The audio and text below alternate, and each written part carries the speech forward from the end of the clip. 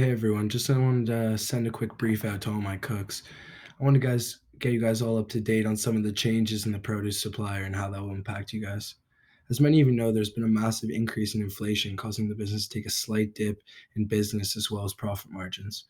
I was completing our quarterly when I noticed our margins in produce specifically dipping. I think a lot of this stems from our original system with our big suppliers. Just with the rising cost of produce, we can't really afford to keep up with the systems we were previously using. Up until now, we've done what's regular to us, ordering our supply from large distributors every few days, getting in bulk in order to cut costs. And yeah, the previous methods seemed to work at the time, but as of recently, I just don't think it's profitable anymore. So we got to adjust and adapt. Now more than ever, it just seems our margins in produce are specifically bad. I think a lot of this is because we're not doing as much business, therefore we're not serving as much, and our supply is going bad faster. When we would get our supply in every few days, when we were doing a lot of business, it would be used or cooked before it went bad. So I was up the other night thinking of solutions to cut costs on produce while not sacrificing quality. I was looking for some solutions online when I came across an article in the Toronto Sun.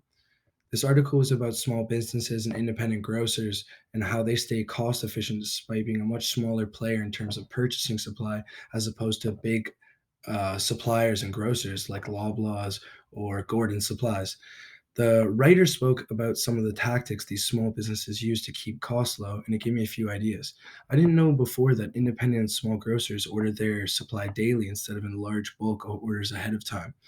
I was curious about this and the benefits of this, so I looked into it, and apparently, the prices of the terminal fluctuate throughout the day and are based on the quality and quantity of produce available at that time. When you order it daily, it allows you to get what's often dumped or not selected by suppliers at a fraction of the cost.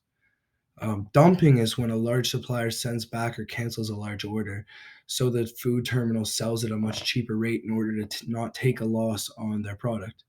When you order first thing each morning, there are long lists with all the produce we use daily that may not be desired by the grocery stores or big suppliers, and we could get these at much cheaper rates than before.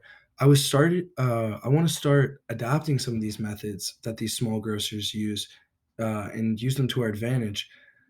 This will assure that we're not only purchasing the appropriate amount of produce every day, but also reducing our food waste significantly. Um, this will mean a few things, the changes on my end and your end. On my end, I will need to enroll us as a buyer in the Ontario Food Terminal Board.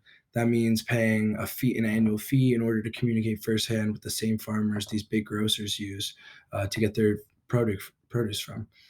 On your guys' end, I will need a few things. First off, I'm going to need the menus to be created at the end of every night now instead of every few days, in order to have prep lists prepared for ordering in the morning. Uh, Second off, I'm going to need you guys to just be very tentative about the quantity.